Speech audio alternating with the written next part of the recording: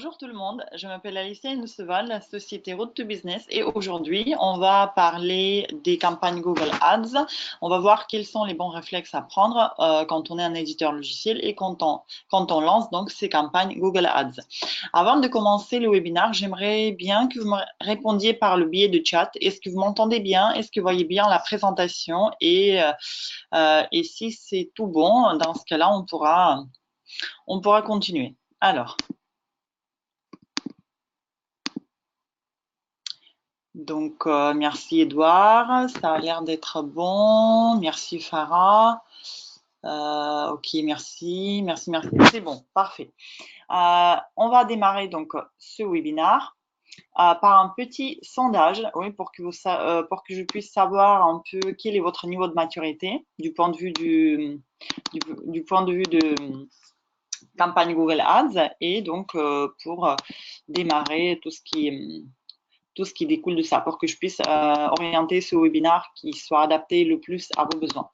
Donc, j'ai un petit souci technique, donc le sondage ne s'affiche pas, mais en fait, je vais juste poser la question de haute voix comme ça à vous tous qui sont présents là aujourd'hui. Est-ce que vous avez des campagnes ads aujourd'hui au sein de vos sociétés? Voilà. Est-ce que c'est une action qui est inscrite dans le plan d'action marketing et commercial et est-ce que c'est quelque chose que vous avez régulièrement, oui ou non? Donc, répondez s'il vous plaît par le chat, comme ça je vais savoir un peu mieux sur le sujet. Et également, dites-moi, est-ce que quand vous gérez vos campagnes, est-ce que c'est quelque chose que vous faites en interne ou est-ce que vous passez par une agence? Voilà, parce que ça aussi, c'est important pour savoir si au sein de la société, il y a des compétences qui peuvent quand même auditer, faire ce type de choses-là, analyser les campagnes, même s'ils sont gérés par une agence, donc c'est toujours bien.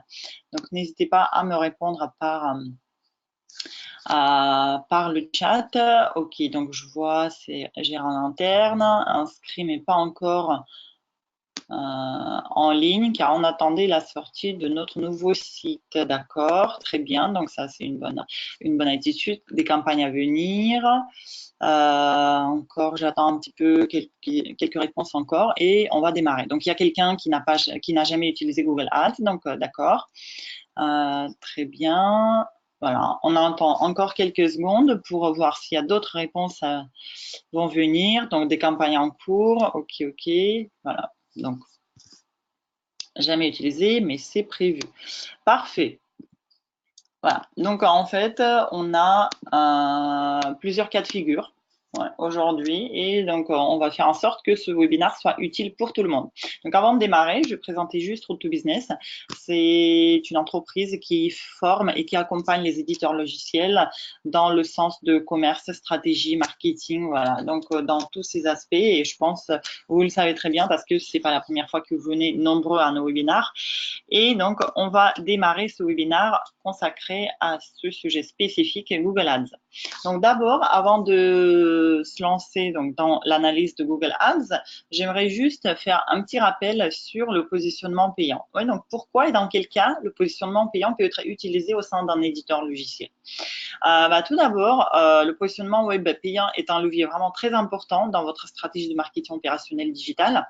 Donc, c'est pour ça il faut voir quels sont les supports qui existent aujourd'hui et qui sont adaptés, encore une fois, à vos personas, à vos profils acheteurs-bailleurs. Donc, ça peut être quoi? Ça peut être des moteurs de recherche. Oui, donc là, on parle principalement de Google Ads si vous travaillez sur le marché français principalement. Si vous allez ailleurs, donc là, regardez aussi quels sont les moteurs de recherche utilisés dans les pays que vous ciblez. Donc, ça peut être Bing, très bien, parce qu'aux États-Unis, Bing, c'est à peu près 40% de trafic. Ça peut être d'autres moteurs de recherche typiques si vous travaillez, par exemple, avec la Russie ou avec d'autres pays. Donc, n'hésitez pas à creuser un peu plus parce que c'est pas que Google qui est utilisé par le monde entier en tant que moteur de recherche. Même si en France, c'est quand même la monopole de Google au niveau de moteur de recherche. Deuxième point que vous pouvez travailler, ce sont les réseaux sociaux professionnels. Et là, je parle principalement de LinkedIn, oui, parce que Viadeo, c'est quand même passé pas mal en déclin. Donc, on parlera aussi de LinkedIn Ads pendant nos autres webinaires. Aujourd'hui, on va se concentrer sur Google Ads. Et alors, à quel moment est-ce qu'on peut être sûr que Google Ads est adapté pour mon activité, pour ma cible? À partir du moment où vous avez où vous connaissez votre cible et où vous savez que le besoin de votre cible est précis, c'est-à-dire la cible est consciente de ce besoin, la cible peut faire des requêtes sur le moteur de recherche, taper par exemple tel ou tel mot-clé de type acheter un logiciel 2, solution 2, application 2, etc. Ou juste s'intéresser par des mots, on va dire des mots longue traîne de telle ou telle thématique, mais qui tournent toujours autour de ce que vous faites, autour de votre logiciel. Dans ce cas-là, on va dire que le besoin est précis et les internautes, donc votre cible, est prête à trouver vos annonces sur les moteurs de recherche. Donc là, on peut très bien aller vers Google Ads. Si dans votre cas, le besoin n'est pas précis, donc c'est-à-dire vous connaissez votre cible, mais la cible ne se rend pas compte de l'existence de votre type de logiciel, et dans ce cas-là, il faut que vous évangélisiez votre cible à travers des contenus, à travers des événements. Et si vous voulez aller vers quelque chose de payant, donc allez-y plutôt vers LinkedIn Ads, parce que là, c'est vous qui établissez votre cible et après, le message, vous faites en sorte que ça soit adapté à des problématiques de vos futurs clients. Donc, voilà. Pareil. Ok, très bien. Donc, je regardais juste encore quelques réponses qui sont venues par rapport à l'utilisation ou pas de Google Ads, mais voilà, tout est bon. Voici la première question sur laquelle on voulait se pencher. Oui, donc c'est-à-dire là, on établit le support du positionnement payant sur lequel on va aller. Donc, si vous êtes là, j'imagine que vous avez déjà soit testé, soit déjà réfléchi à cette stratégie de Google Ads. Et donc, on va continuer le webinaire dans ce sens-là. Je vous présente rapidement le réseau de recherche actuel, donc c'est-à-dire les résultats, comment ils sont apparus aujourd'hui, comment ils apparaissent sur le moteur de recherche. Donc là, pour le mot logiciel dentaire, donc c'est-à-dire pour le mot-clé ou on va dire plutôt la requête de l'internaute, logiciel dentaire, on voit telle ou telle annonce avec le titre, le contenu, le lien qui n'est pas cliquable. Oui, donc le lien vert, sachez-le très bien sûr que c'est pas cliquable, c'est juste encore une fois un endroit pour travailler vos mots-clés, donc c'est-à-dire encore une fois un endroit de marketing pur. Et après, on a des extensions, on a par exemple des extensions d'annonces pour pouvoir aller plus rapidement vers la page où on veut. Si on veut savoir plus sur le logiciel, je vais cliquer tout de suite sur le premier lien annexe. Si je veux aller tout de suite les témoignages références clients, là, je vais cliquer sur le lien témoignage, etc. Et donc, vous voyez, en fonction de la position de l'annonceur, l'affichage des annonces ne va pas être la même. Oui, donc parce que quand même, Google, il est limité en place. Donc aujourd'hui, principalement en première position, c'est-à-dire en haut de la page, on a à peu près 3, rarement 4 annonceurs. Les autres se placent tout en bas de la page. Donc on n'a plus de barre latérale sur le côté droit comme on avait ça il y a encore quelques années. Donc ça évolue, l'affichage évolue régulièrement et aujourd'hui, donc c'est de cette façon qu'on voit les annonces. On va faire attention aussi à des choses, ce qu'on appelle des extensions d'annonces, par exemple le numéro de téléphone. Oui, donc l'extension d'appel qui permet à partir du mobile juste cliquer sur appeler et donc vous vous mettez en contact avec l'annonceur. On a aussi ce qu'on appelle des accroches, c'est-à-dire des petites phrases courtes qui ne sont pas cliquables, mais qui permettent quand même d'agrandir encore une fois l'espace, agrandir votre annonce si jamais vous êtes en première place, première ou deuxième, et faire en sorte que votre annonce saute un peu plus aux yeux. C'est encore une fois un endroit pour mettre des éléments de réassurance ou des mots-clés. Des éléments de réassurance, ça peut être quoi? Ça peut être support 24 sur 24, 30 cas utilisateurs, forum, blog, etc. Donc, c'est-à-dire des choses de ce type-là, sécurité, etc., cloud. Voilà. Donc là, vous mettez tout ce qui est autour de votre logiciel, autour de votre marque.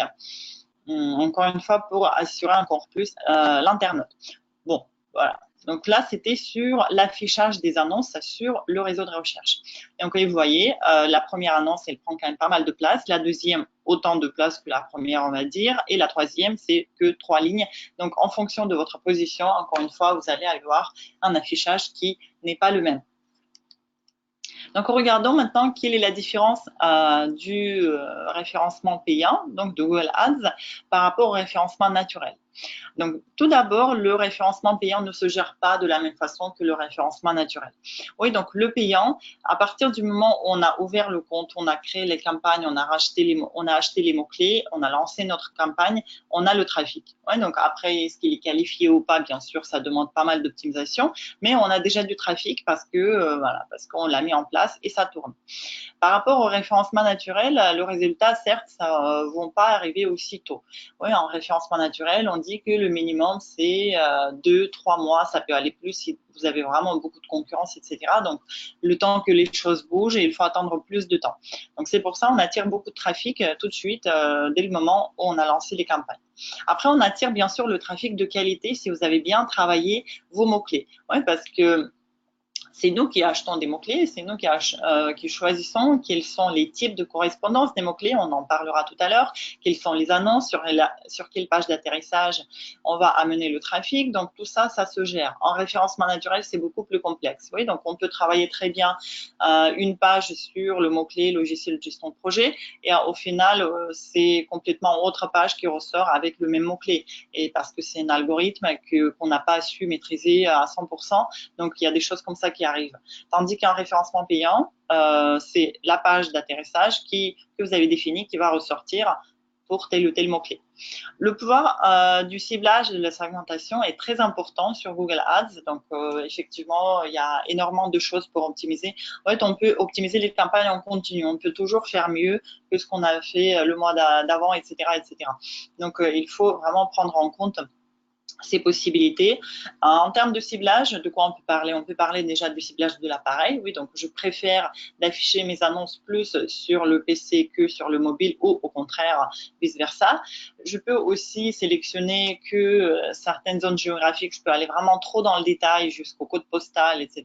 Donc là, c'est vraiment très ciblé. Je peux exclure les zones, je peux inclure les zones, je peux exclure les horaires, les jours d'affichage, les jours pour que mon annonce ne soit pas affichée, par exemple, le week-end ou après 19h, etc. Et au contraire, je peux mettre l'enchère automatique un peu plus forte pendant des moments où ma cible est bien active sur le web à partir du moment où j'ai identifié donc ces horaires. Voilà, donc il y a vraiment pas mal de choses qu'on peut faire. On décide où on amène le client, donc ça on en a déjà parlé, c'est la page d'atterrissage qu'on travaille. On peut créer des landing pages exprès pour ces campagnes-là, pour que l'internaute arrive et tout de suite il a une seule action possible, donc c'est-à-dire de remplir le formulaire, bien sûr avec des choses à côté. Oui, on ne va jamais fournir un formulaire seul. On va travailler la page et bien sûr mettre le formulaire à disposition. Et on a beaucoup d'informations, on l'utilise. Il y a énormément d'informations chaque mois, chaque semaine, chaque jour, plein de taux que vous pouvez analyser, plein de statistiques, donc il faut vraiment les prendre en considération. Donc regardons maintenant quelle est la structure du réseau de recherche. Ouais, donc là, on parle vraiment du réseau de recherche, donc principalement des annonces textuelles classiques qui sont le plus adaptés pour un éditeur logiciel. D'abord, on a la campagne. Ouais, donc, c'est au niveau de la campagne qu'on va gérer le budget, qu'on va gérer les groupes d'annonces, les mots-clés, etc. Donc, on conseille de créer autant de campagnes que vous avez de logiciels ou autant de campagnes que vous avez de domaines d'activité stratégique, de persona. Pourquoi? Parce qu'en fait, chaque campagne doit quand même tourner toujours autour de la même thématique, autour du même champ sémantique, autour du même logiciel, la même fonctionnalité, etc. Pourquoi? Parce que c'est tout simplement la gestion du budget. Ouais. Donc, si jamais il y a une campagne qui ne marche vraiment pas, là, vous la mettez en veille. Par contre, les autres tournent. Il n'y a pas beaucoup de changements à faire dans ce cas-là. Donc, au sein de la campagne, qu'est-ce qu'on va avoir? On va avoir des groupes d'annonces qui vont contenir, eux, à leur tour, des mots-clés et des annonces. Donc, les mots-clés, on dit qu'en moyenne, il faut avoir minimum 3 mots-clés dans sa campagne, oui, donc dans son groupe d'annonces, pardon. À partir de 3 mots-clés, on peut déjà lancer une campagne, un groupe d'annonces qui n'est pas mal. Et pareil, sur les annonces, il faut commencer au minimum par 3 annonces. 3 annonces, pourquoi? Parce que comme ça, on peut comparer laquelle a été le plus diffusée, parce que le taux de diffusion, c'est Google qui diffuse de façon aléatoire les annonces. il y a un petit paramétrage à faire. Donc, si vous voulez afficher vos annonces de façon anticipée, par exemple, si vous avez prévu un événement et vous avez pas mal de budget et vous voulez qu'il soit dépensé au plus vite, là, donc, vous pouvez choisir l'affichage accéléré. Là, vos annonces vont tourner au plus vite. Par contre, ce qui est souvent utilisé, c'est affichage aléatoire. Donc, c'est-à-dire, Google regarde quelles sont les annonces qui sont le plus cliquées ou qui ont eu le plus de conversions et a priori il est censé diffuser ces annonces-là plus. Mais c'est pas toujours le cas. Quand on regarde le taux de diffusion, c'est pas toujours les meilleures annonces qui étaient le plus diffusées. Donc c'est pour ça qu'il faut faire attention et regarder ces deux colonnes, le taux de diffusion des annonces et le taux de clic. Voilà, comparer est-ce que l'annonce qui a été le plus diffusée par Google a généré quand même le taux de clic le plus élevé aussi. Si c'est pas le cas, on privilégie quand même la campagne, l'annonce qui a été le plus cliquée, ouais, parce que c'est l'internaute au final qui décide si l'annonce lui plaît ou pas par le clic. Donc, voici concernant la structure. Et encore une fois, quelque chose d'important, c'est que les mots-clés que vous mettez au sein de votre groupe d'annonces doivent encore une fois être tournés autour d'un champ sémantique, autour d'une thématique bien précise. C'est-à-dire, imaginons, vous avez un groupe d'annonces qui va parler une campagne qui va parler de GED, oui, gestion électronique des documents, et une autre campagne qui va parler de CRM, etc. Donc, imaginons, vous avez ces deux logiciels. Donc, dans la première campagne qui est consacrée à la GED, la première chose que dans le premier groupe d'annonces, je vais par exemple traiter la GED au sein des bibliothèques. Ouais, donc, et là, je travaille tous mes mots-clés concernant ce segment bien précis. GED bibliothèque, GED ou gestion électronique de documents dans les bibliothèques, etc. Donc, c'est-à-dire là, je travaille tout ce qui est autour d'un champ sémantique et autour d'une thématique bien précise. Pourquoi ? Parce que derrière, les annonces que je vais avoir doivent aussi correspondre à mes mots-clés. C'est-à-dire quand l'internaute tape un de ces 7 mots-clés que j'ai dans ma campagne, dans mon groupe d'annonces, il va retrouver de façon automatique une de mes 3 annonces et chacune de mes annonces doit lui paraître cohérente par rapport à sa requête. Oui, donc s'il tape le mot-clé numéro 1 et Google choisit de lui afficher l'annonce numéro 3, il doit voir quand même que cette annonce numéro 3 est bien adaptée à sa requête. Voilà, c'est pour ça on incite à faire en sorte que dans chaque groupe d'annonces, vous avez toujours à peu près la même thématique et tout est cohérent. C'est-à-dire, les mots-clés sont cohérents par rapport aux annonces, le texte de l'annonce est cohérent par rapport à la page d'atterrissage où vous envoyez l'internaute, etc. Donc, tout est cohérent, y compris les extensions d'annonces, les accroches et les extensions de liens annexes. Voilà, donc ça, c'est très important concernant la structure. En termes de nombre, parce qu'on me demande souvent pendant les formations, est-ce qu'on est limité en nombre de campagnes, en nombre de groupes d'annonces, annonces, etc. Non, pas du tout. On peut vraiment lancer autant de campagnes comme on veut. Sachez juste que le budget se gère au niveau de la campagne. Le budget est quotidien et se gère au niveau des campagnes, donc c'est pour ça qu'il vaut mieux multiplier les campagnes, c'est plus simple pour la gestion. Après, un petit commentaire également par rapport aux mots-clés. Tout à l'heure, on verra qu'il y a plusieurs types de correspondance de mots-clés en fonction de quelle façon vous allez rentrer votre mot-clé dans votre campagne. Les résultats ne vont pas être les mêmes. Donc ça, c'est à prendre en considération également. Et regardons donc tout ça maintenant en détail. Quels sont déjà les éléments clés du réseau de recherche? Oui, donc on a vu la structure. Maintenant, quels sont les éléments clés qui composent ces campagnes réseau de recherche? Tout d'abord, c'est le système d'enchères. Par défaut, on a l'enchère pour les annonces textuelles, le CPC, c'est-à-dire coût par clic. On paye à chaque clic sur notre annonce. Après, on a aussi les enchères au CPM, donc coût par impression, plus adapté pour travailler sa notoriété, c'est-à-dire les campagnes display. Et on a le CPA, ce qu'on appelle le coût par acquisition. Le CPA peut être utilisé par Google de façon correcte à partir du moment où vous avez déjà une certaine historique sur les conversions, c'est-à-dire sur acquisition. Oui. Conversion, c'est quoi pour un éditeur logiciel? C'est un formulaire rempli, par exemple, demande de démo, demande de contact, demande d'essai gratuit, un document téléchargé, une fiche produit téléchargée, inscription au webinaire effectuée. Donc, toutes ces choses-là qui viennent à partir de vos campagnes Google Ads sont prises en compte par l'outil. Oui, si vous avez bien sûr fait des paramétrages nécessaires au moment de lancement de campagne. Donc, si ça a été fait correctement, dans ce cas-là, la prochaine étape, c'est que vous regardez vos stats, vous voyez que vous avez pas mal de conversions pendant les 30 derniers jours, par exemple, et dans ce cas-là, vous pouvez, au niveau des enchères, privilégier l'enchère optimisation des conversions. C'est-à-dire, là, vous passez vers le CPA, coût par acquisition, et vous n'allez pas payer au clic, mais vous allez payer à la conversion. Et là, vous pouvez établir aussi le plafond de CPA cible. Par exemple, je suis prête à payer pas plus de 25 € par conversion, c'est-à-dire pas plus de 25 € pour mon formulaire de contact, de démo rempli, etc. Et là, Google va faire en sorte qu'il va afficher vos annonces à des personnes qui sont susceptibles de convertir. Ouais, donc, c'est-à-dire, il va privilégier tel ou tel profil à tel ou tel moment, vu qu'il a déjà l'historique qui est pas mal sur vos conversions et il sait déjà sur quoi baser. Oui, donc, c'est-à-dire, il va établir un comportement type, un profil type et il va afficher vos annonces à ces gens-là. Voilà, donc ça, c'est important. Donc, le CPA, si vous êtes déjà capable, si vous avez pas mal d'historique, testez-le. Ça ne veut pas dire que le CPA va être mieux que le CPC. Des fois, ça peut coûter plus cher, mais ça vaut toujours un test. Il faut toujours tester pendant un mois ou deux, juste pour voir.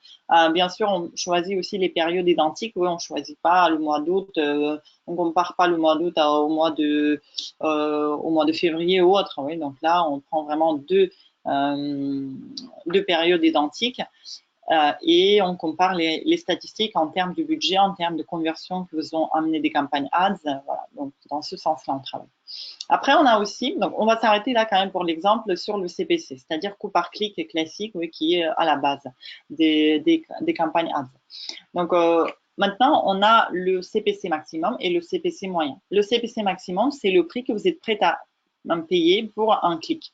Ouais, donc, c'est-à-dire, déjà, c'est en cher, le CPC, comme le CPA et le CPM, peut se gérer soit manuellement, soit automatiquement par Google. Donc, si c'est la gestion manuelle que vous préférez, dans ce cas-là, sachez qu'il faudra venir sur le compte assez régulièrement, tous les 2-3 jours, pour voir à quel niveau se positionnent vos annonces, quelle est la position, quel est le niveau de qualité et surtout quel est le montant que vous avez payé.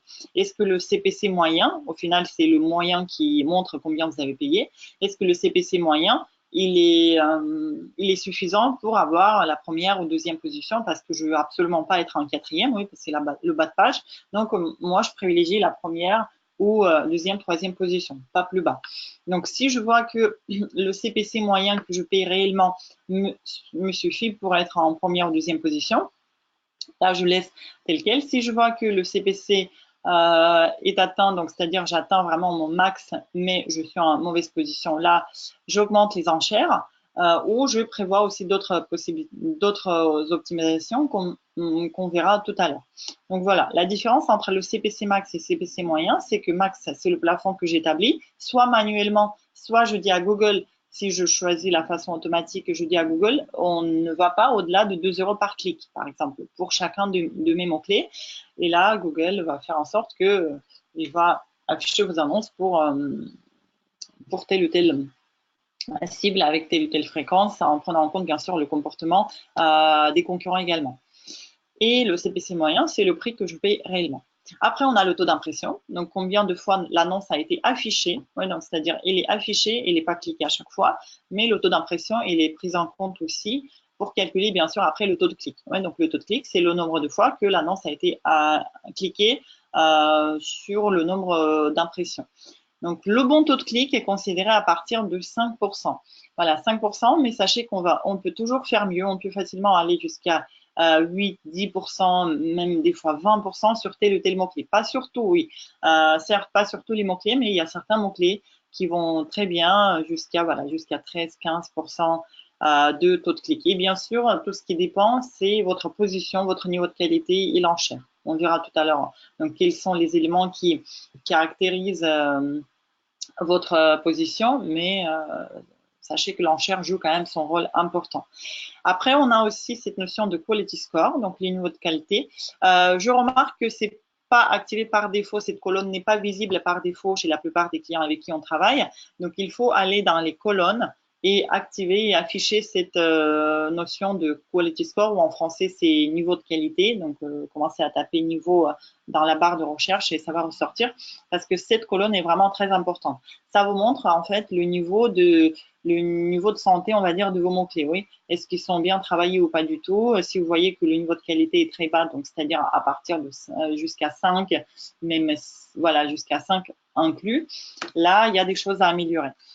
Si vous voyez que c'est plus 6, 7, voire 10, là, c'est-à-dire que vous avez pas mal travaillé. Donc, et la position, elle est bien sûr travaillée et définie en fonction de ce niveau de qualité, en fonction de l'enchère, en fonction de tout ça. J'anticipe un petit peu, mais comme on en parle, donc le niveau de qualité dépend de l'enchère. Bien sûr, celui qui met le plus aura sûrement les meilleures positions, même si Google essaie de passer le message que c'est pas que l'enchère qui joue son rôle important. Bon, c'est quand même l'enchère, oui. En mettant 1 euro, tandis que nos concurrents mettent 5, en ayant des superbes annonces, tout est cohérent, on ne sortira pas quand même en première place. Donc, l'enchère, la première chose. Après, on a les mots-clés qui sont cohérentes, encore une fois, avec l'annonce, le texte de l'annonce. Le texte de l'annonce comporte les mots-clés qu'on va retrouver sur la page d'atterrissage, oui, donc sur la page destination, et on utilise activement les extensions d'annonce, c'est-à-dire l'extension d'appel, lien annexe, accroche, voilà, toutes ces choses-là. Revenons donc sur ce schéma parce qu'il nous restait la conversion. Il faut en parler parce que pareil, il y a beaucoup de cas d'éditeurs qui travaillent, qui ont lancé leur campagne Google Ads depuis un moment, mais ils ne suivent pas les conversions sur Google. En fait, ils regardent juste le trafic sur Analytics, combien ça leur apporte du trafic, combien de temps de visite ça dure, etc. Mais ils ne regardent pas les conversions et ça, c'est très dommage parce que là, on a vraiment perdu beaucoup de données parce que c'est pas rétroactif. Donc, il faut, dès le lancement de vos campagnes, activer les conversions. Il y a plusieurs façons de le faire. Soit on utilise le Google Tag Manager, soit on utilise les objectifs Analytics et on les fait ressortir après sur AdWords de façon automatique. Donc, il y a plusieurs façons de le faire, mais il faut absolument le faire. Qu'est-ce qu'une conversion pour un éditeur logiciel? On a déjà dit, un formulaire de demande, de contact, newsletter, webinar, un document téléchargé, livre blanc téléchargé, étude de cas lue, etc. Ou par exemple, si vous avez beaucoup de vidéos, là, ça peut être aussi le clic sur voir la vidéo, donc le clic sur le play, aussi, vous pouvez le considérer comme une conversion. Donc, il faut suivre tout cela dès le début. Voici donc les éléments qui définissent votre position. Et maintenant, parlons de la typologie des mots-clés. Donc, il en existe 5. J'ai gardé mon exemple logiciel dentaire. Et vous voyez, il y a plusieurs types de correspondance de mots-clés. Le premier, c'est la requête large. C'est quand j'écris mon mot-clé sans rien, sans signe de ponctuation. Donc, je mets ma liste de mots-clés sur mon outil et je mets logiciel dentaire comme ça, comme vous le voyez ici. Ça veut dire quoi? Ça veut dire que quand l'internaute va taper des recherches, des requêtes avec des fautes d'orthographe, quand il va taper des synonymes, des recherches associées ou autres variantes pertinentes ou proches, il va voir mon annonce. S'il tape acheter logiciel dentaire, il va voir mon annonce. Donc ça, c'est OK, ça, c'est logique. S'il tape logiciel médical, vu que mon annonce, vu que mon mot-clé comporte le mot logiciel, et là aussi, il dit que dentaire, médical, c'est associé, donc il va afficher aussi mon annonce, tandis que c'est pas quand même ciblé, oui, donc je fais un logiciel pour les dentaires, je ne fais pas un logiciel classique de médecine pour des généralistes ou pour d'autres professionnels de santé. Donc c'est pour ça, il faut faire attention et faire vraiment gaffe avec ces requêtes larges. Ouais, donc parce que là, on peut dépenser beaucoup de budget et vraiment payer pour des choses qui sont pas du tout pertinentes. Là, le logiciel médical, encore, ça va, mais des fois, il y a des cas quand, par exemple, ça peut être recherché juste logiciel de gestion de projet et c'est votre annonce qui sort parce que vous avez mis le mot-clé en requête large. Donc, c'est pour ça à éviter. Si vous êtes au tout début de votre stratégie de Google Ads et vous ne savez pas encore quels sont les mots-clés à utiliser, là, ce que je peux vous conseiller, c'est le modificateur de requête large. C'est-à-dire, devant chaque mot, vous mettez un plus. Et comme ça, vous êtes assuré que dans la recherche de l'internaute qui va faire afficher votre annonce, il y a absolument ces mots-clés que vous avez attachés par des plus. Oui, donc on fait plus logiciel, plus dentaire. On peut mettre plus encore quelque chose. Par exemple, plus logiciel, plus gestion, plus dentaire. Si vous voulez avoir des expressions un peu plus longues. Et dans ce cas-là, on évite quoi? On évite surtout les synonymes. Oui, on évite qu'il y a des mots-clés qui ne nous concernent pas font afficher mon annonce. Donc là, l'exemple, quelqu'un tape logiciel cabinet dentaire, il va voir mon annonce parce que dans sa requête, il y a le mot logiciel et il y a le mot dentaire. Voilà, il y a ces deux mots-là que j'ai achetés, attachés et qui étaient tapés par l'internaute. Donc là, il y a déjà beaucoup moins de risques. Maintenant, regardons le troisième type, c'est expression exacte quand je rentre mon mot-clé entre guillemets. Donc, logiciel dentaire entre guillemets, ça veut faire quoi? Ça veut faire que l'internaute peut taper les mots avant, les mots après, mais il ne peut pas couper ma phrase. Ouais, donc, il ne peut pas couper mon expression. Par exemple, il peut taper logiciel dentaire gratuit, donc mettre quelque chose à la fin, ou il peut taper télécharger logiciel dentaire ou un autre type de logiciel, ou il peut taper par exemple logiciel dentaire open source, logiciel dentaire et le nom de logiciel. Et dans ces cas-là, mon annonce va être affichée. On peut maintenant regarder aussi quatrième type de correspondance qui est vraiment très poussé, assez restrictif, on va dire, en termes de trafic. C'est le mot-clé exact, quand on met le mot-clé entre crochets. Et là, ça veut dire qu'on n'autorise rien sauf cette phrase. Oui, on ne peut pas avoir les mots avant, on ne peut pas avoir les mots après. Donc, l'internaute verra notre annonce que s'il a tapé exactement la même chose. Juste les variantes proches et les fautes d'orthographe sont autorisées. Donc, c'est-à-dire, il ne faut pas prévoir toutes les variantes possibles avec des fautes d'orthographe, comme on faisait encore il y a peut-être 2 ans.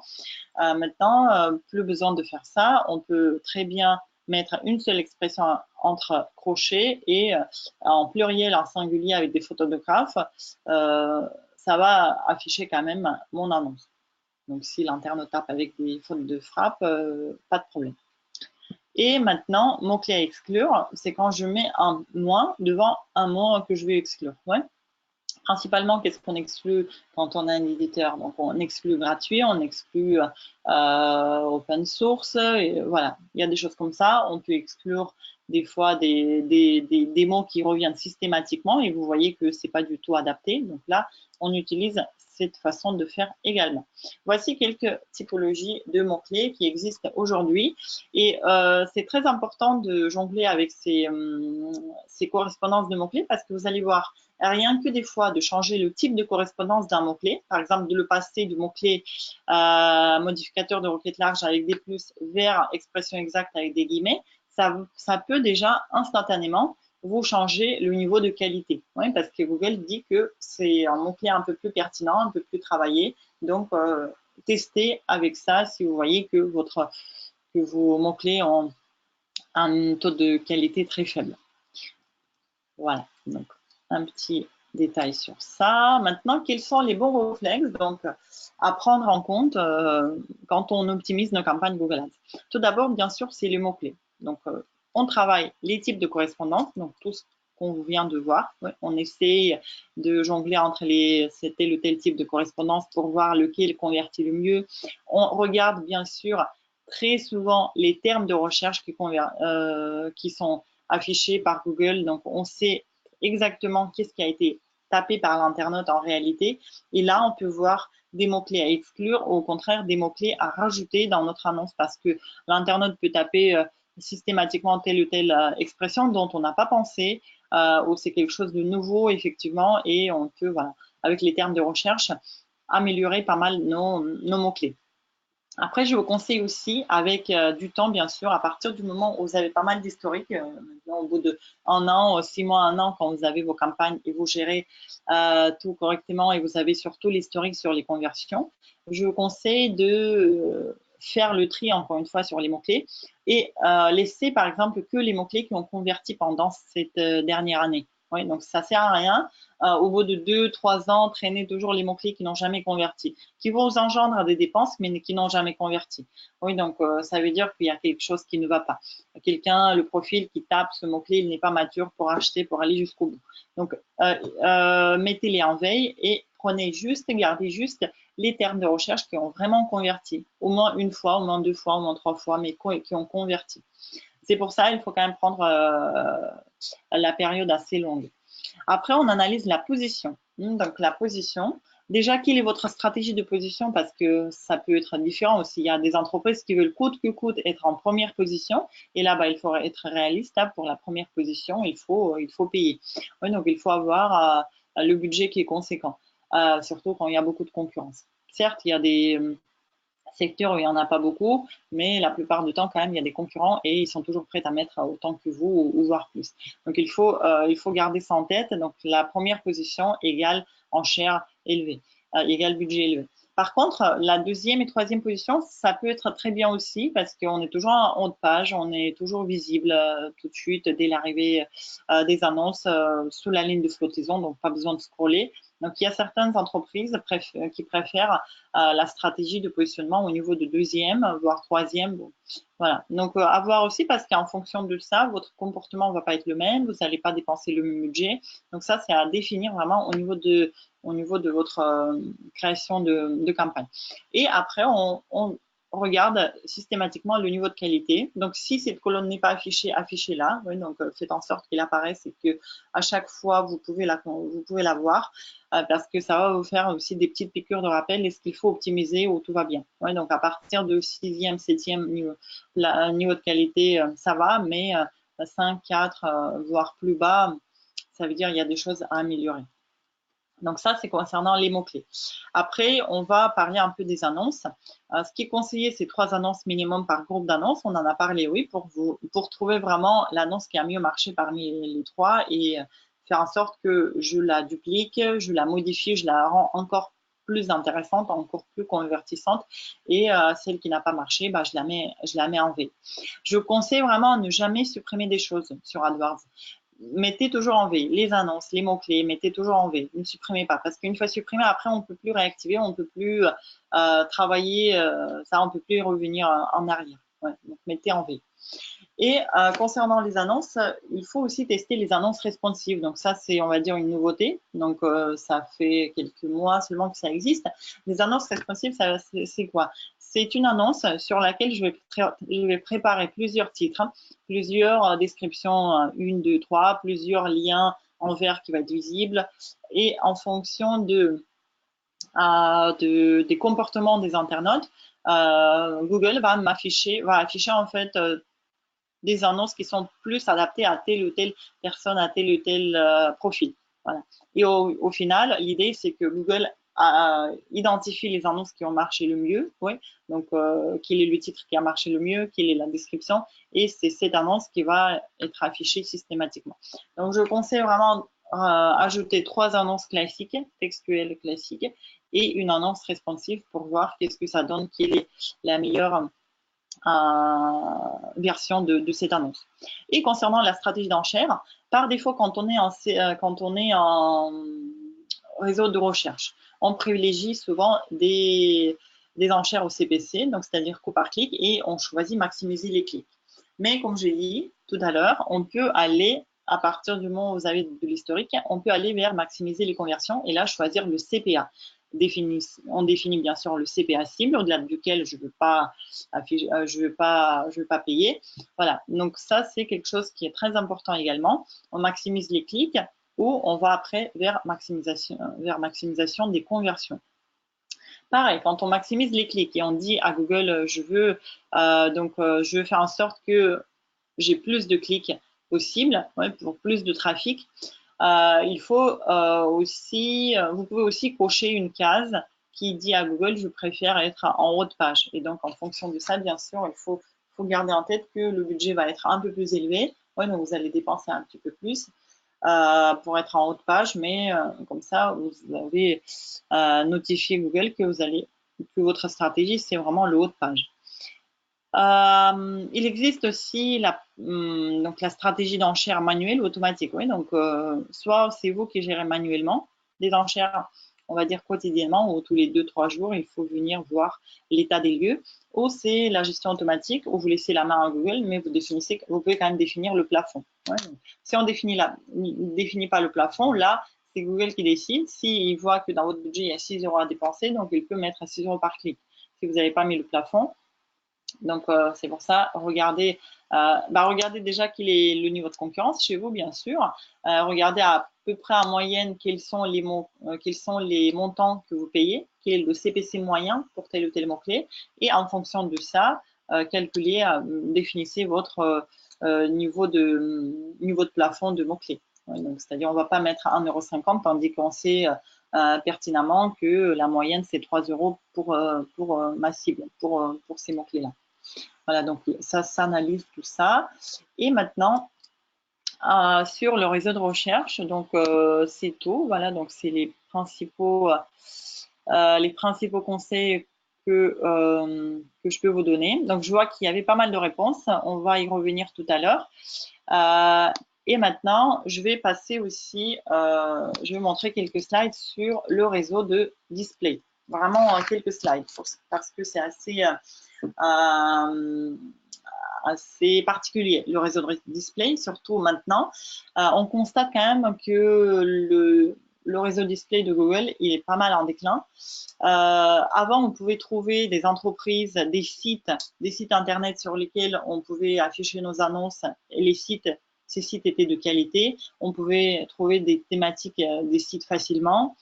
On pouvait trouver facilement des partenaires adaptés à notre secteur d'activité. Maintenant, ce n'est pas vraiment le cas. Maintenant, donc, le réseau de display propose des annonceurs, pardon, pas des annonceurs, mais des emplacements, des annonces qui sont de qualité, on va dire, plutôt médiocre.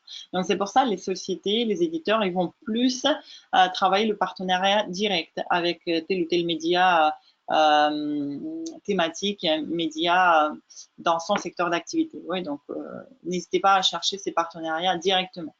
Par contre, ce qui peut être intéressant, c'est quand même le type de campagne ou le type de ciblage, on va dire, le remarketing. Voilà. C'est pour ça, en fait, j'en parle.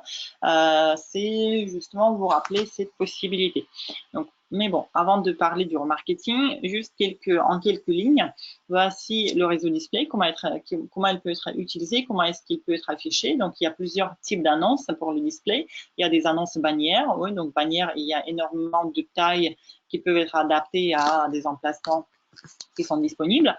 Il y a les annonces vidéo, ouais, celles qu'on aime tous, qu'on n'aime pas tous en début de la vidéo, au milieu ou à la fin, etc. Donc, après, il y a des annonces qui ressortent dans des applications. Ça aussi, ça a très peu de succès.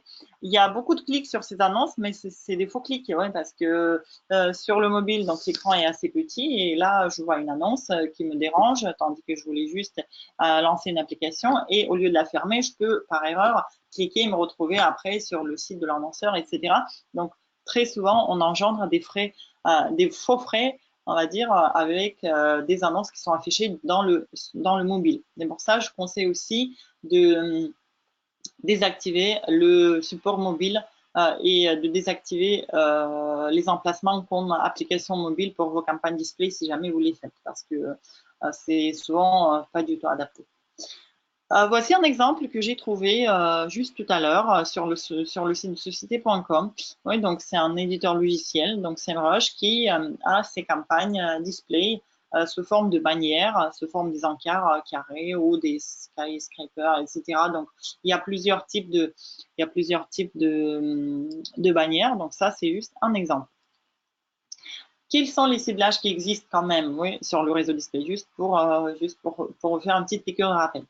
Des données démographiques, oui, donc c'est-à-dire on peut cibler les sites qui sont adaptés, par exemple, pour des jeunes, pour des gens plus âgés, etc. On peut cibler les sites par les mots-clés du contenu, ouais, qui comportent par exemple, je peux afficher mon annonce sur tous les sites qui parlent de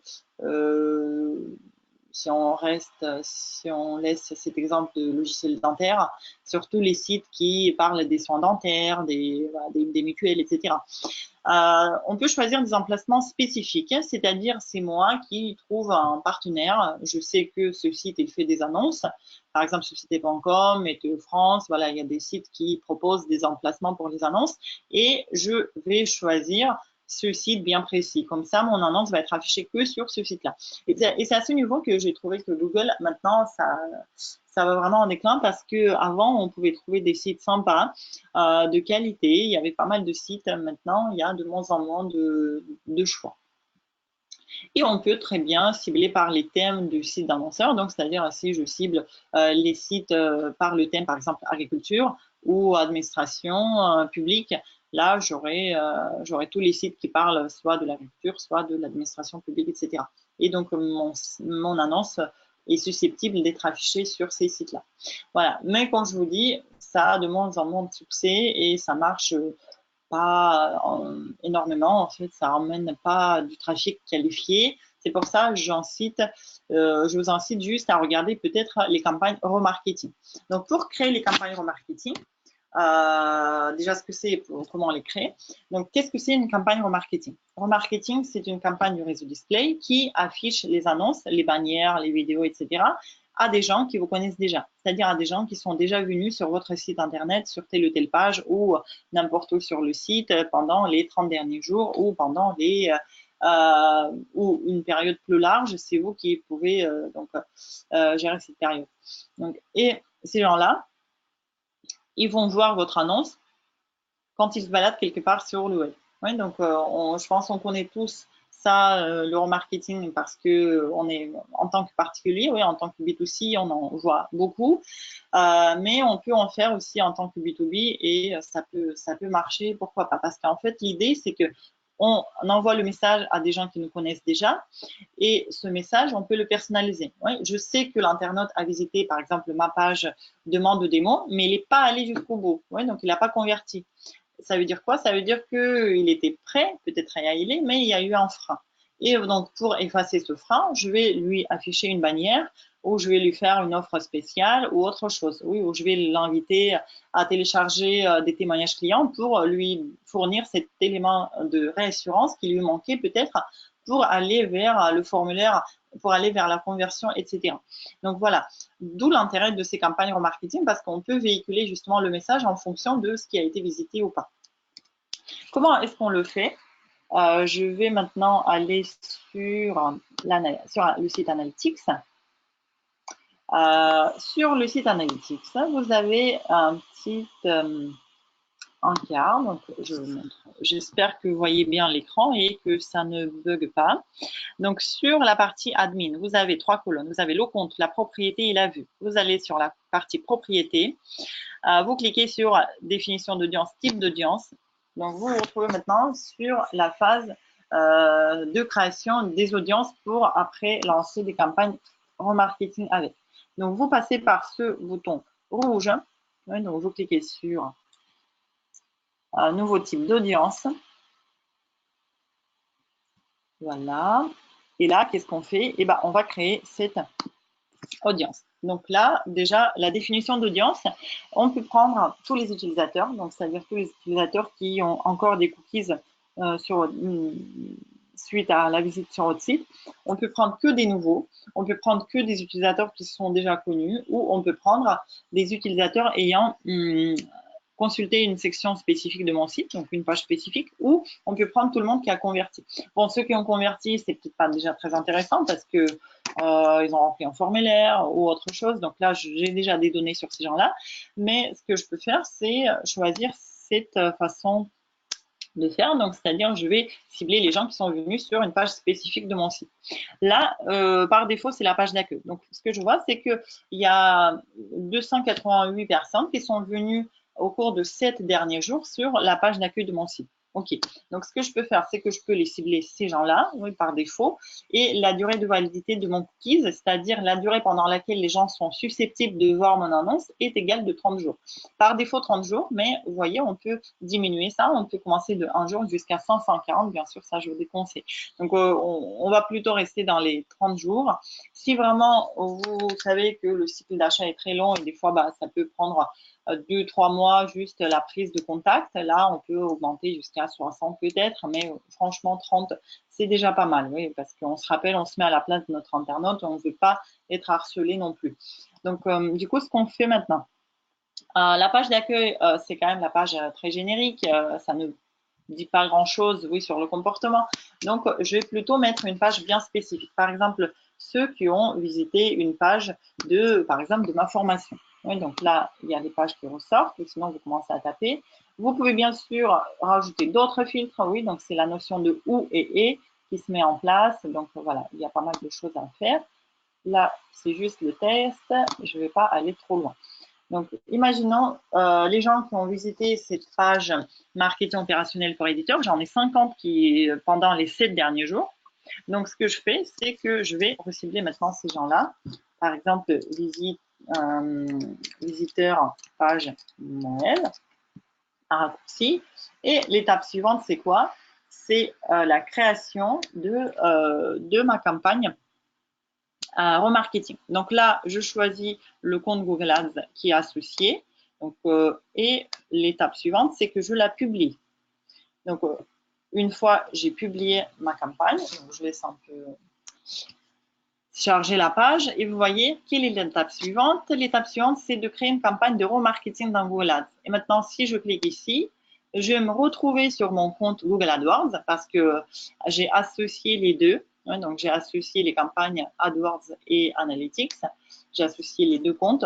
Et maintenant, l'étape suivante, c'est que je suis invitée à lancer ma campagne. Donc, c'est-à-dire préparer les bannières ou charger, importer les bannières que j'ai déjà préparées avec un graphiste qui vont être affichées à cette cible bien précise. Voilà. Donc, voilà, c'est tout ce que je vais vous dire sur les campagnes display adaptées pour un éditeur logiciel. Donc, on parle surtout du remarketing. Donc, maintenant, je vais passer à vos questions.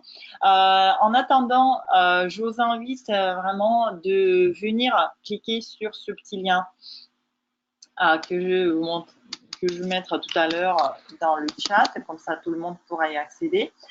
Pourquoi? Parce qu'en fait, ce sont vos avis qui vont vraiment nous donner des points d'amélioration suite à tous les webinaires qu'on a fait.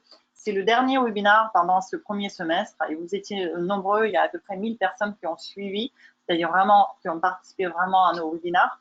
Je ne parle pas que des inscrits, mais vraiment des participants. Et sur ces 1000 personnes, j'aimerais qu'il y ait le maximum qui répondent quand même pour nous donner l'avis, pour nous donner votre avis sur sur nos webinaires. Pardon. Donc là, ce que je vais vous faire, c'est que je vais vous envoyer ce lien ici. Donc, si vous avez 2 minutes, n'hésitez pas à remplir ce petit questionnaire. Et en attendant, je vais donc passer à vos questions. Tac, tac, tac.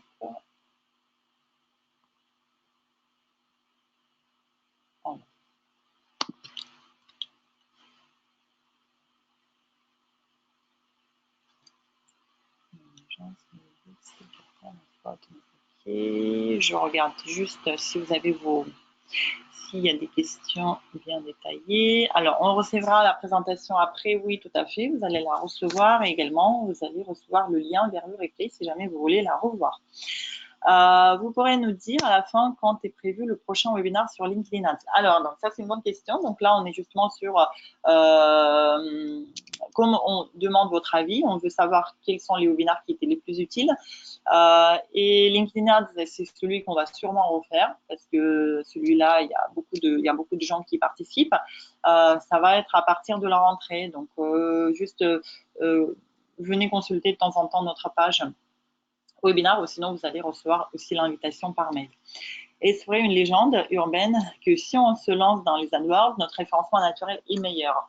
C'est une légende. C'est vraiment une légende parce que en tout cas c'est Google qui le dit lui-même.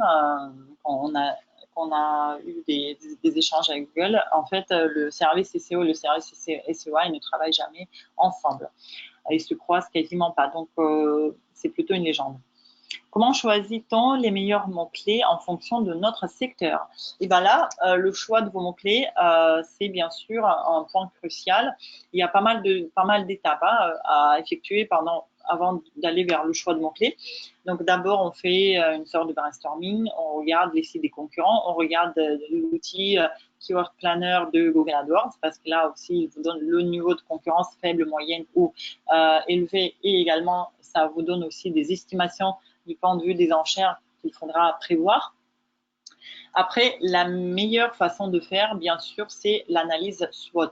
C'est-à-dire, on regarde quels sont les mots-clés qui sont faciles à travailler, qui ne vont pas nous coûter trop cher, mais sur lesquels il n'y a par exemple pas beaucoup de concurrence. Donc là, je vais prendre ces mots-clés et comme ça, je peux avoir les meilleures positions pour ces mots-clés parce qu'il n'y a pas beaucoup de concurrence, il y a des recherches quand même.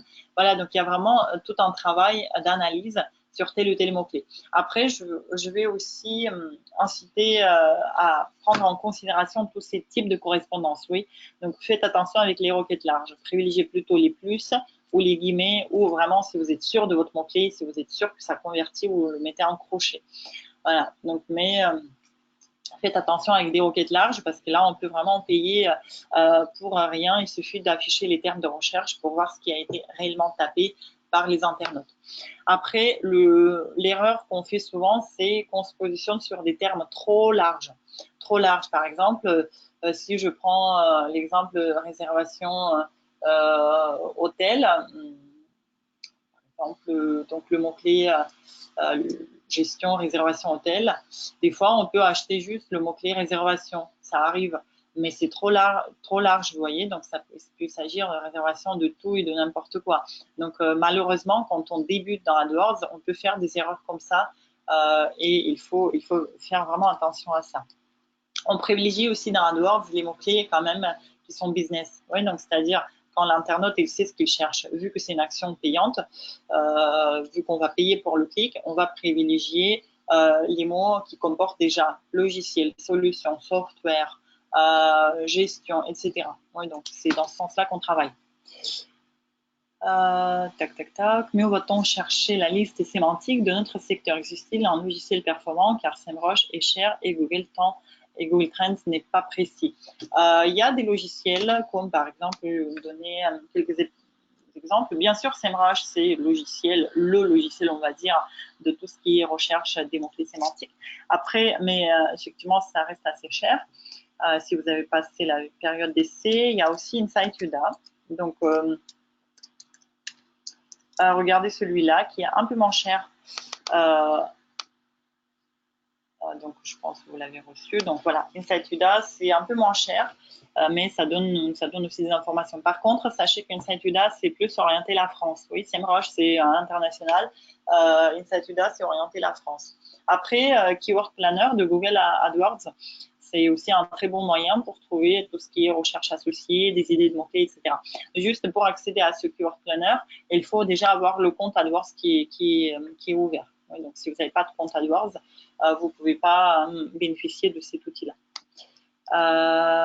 Voilà, donc quel est un budget raisonnable au départ pour se lancer? Donc là, c'est vraiment une question à laquelle je dis, il n'y a pas de budget raisonnable, on va dire, parce que d'un secteur à l'autre et d'un mot-clé à l'autre, le budget va varier. Oui, donc pour certaines activités, il faudra commencer par 50 € par jour. Pour d'autres, 15 €, 20 € vont suffire. Là, il faut vraiment regarder quels sont les mots-clés, à combien ils sont en moyenne et est-ce que vous avez beaucoup de concurrence.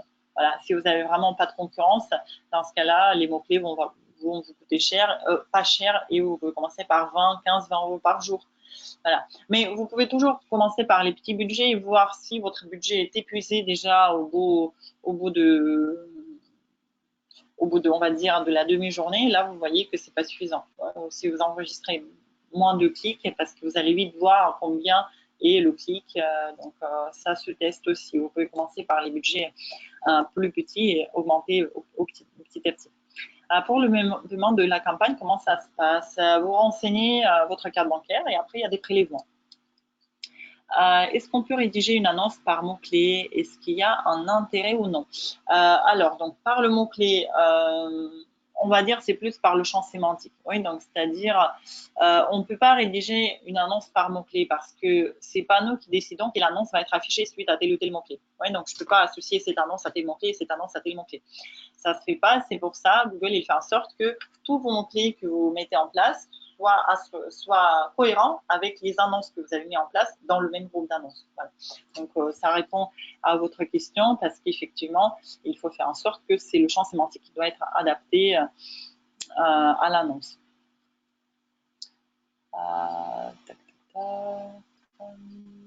C'est quoi la différence entre une enchère manuelle et automatique, autre que le plafond précisé par Google lui-même? C'est déjà le temps, oui, que vous n'allez pas dépenser quand vous définissez l'enchère automatique. Donc, c'est-à-dire c'est Google qui va faire en sorte qu'il va afficher vos annonces, il va contrôler le CPC moyen par rapport à votre budget par rapport à votre budget quotidien et votre plafond si vous l'avez mis en place. Si vous ne mettez pas de plafond, là, Google va afficher vos annonces, on va dire, de façon vraiment libre, pas libre, c'est-à-dire elle va afficher vos annonces tant qu'il n'épuise pas le budget. Ouais, et il va, dans ce cas-là aussi, ce qui se passe souvent, c'est que dans ce cas-là, on se retrouve souvent à la première position si on a assez de budget parce que Google n'a pas de plafond et il affiche votre annonce en première place et vous payez plus cher que ce que vous payez s'il y a le plafond ou si vous êtes limité en budget. Voilà.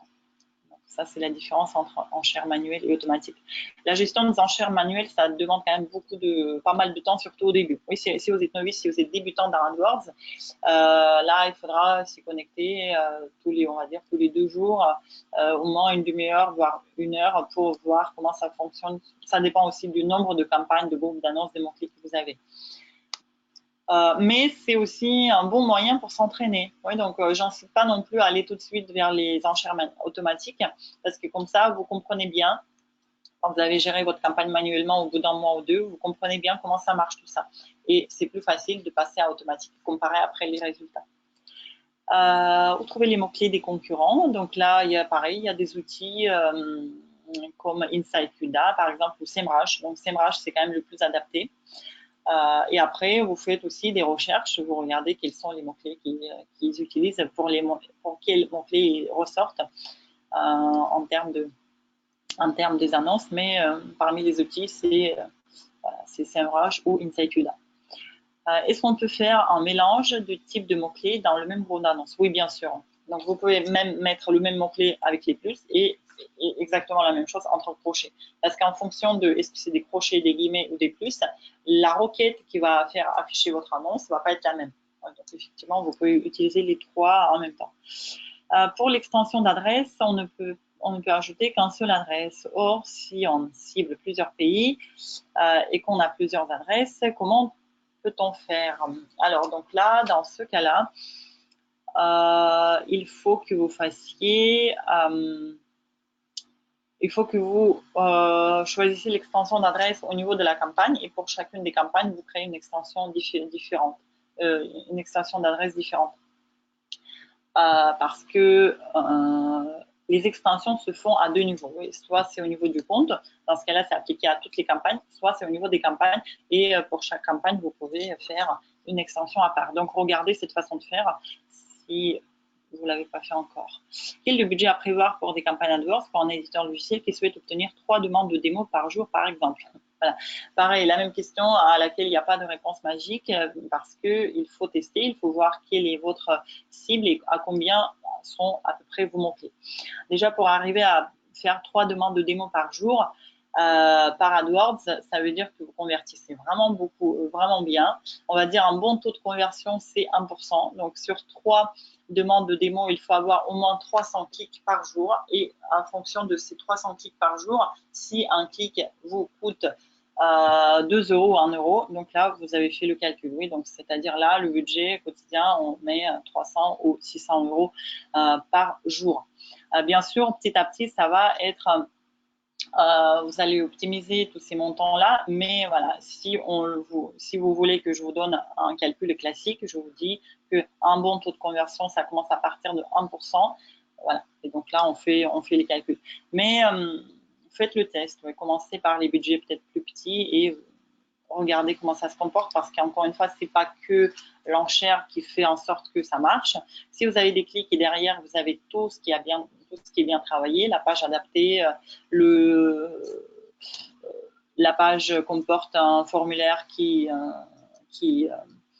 incite vraiment à aller le remplir, ça peut marcher avec des budgets moindres aussi. Enchères manuelles, c'est gratuit. En fait, tout est, c'est-à-dire manuel et payant, c'est pas quelque chose de payant, c'est juste vous allez toujours payer au clic. Ouais, donc vous gérez votre enchère manuellement, c'est vous qui la gérez. Vous la mettez, vous l'augmentez, vous la baissez, etc. Mais vous payez quand même au clic. Et pareil, enchère automatique, c'est la même chose. Vous payez toujours au clic, sauf que c'est Google qui la modifie. C'est quoi le meilleur taux? Alors, j'ai pas trop compris la question de Salma. C'est quoi le meilleur, une annonce ou display? Ok, donc vous voulez peut-être dire une annonce textuelle ou display. Donc, pour les éditeurs, je trouve que ce qui est adapté le mieux, c'est annonce textuelle.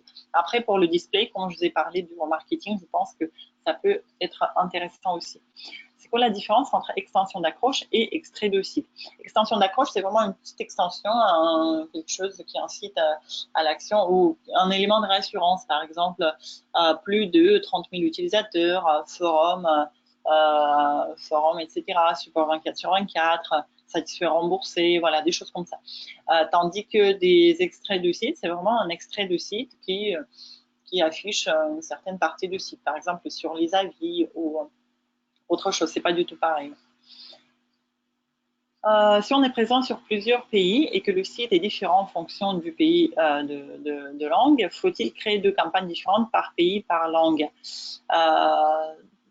Donc, si on prend votre exemple, c'est surtout la France et la Belgique, et donc en sachant que les 2 pays sont francophones, on peut faire une campagne, une seule campagne, si jamais ça vous va. Après, il faut voir aussi s'il n'y a pas de particularité, par exemple en termes de quelques expressions qui sont plus utilisées en Belgique ou autre.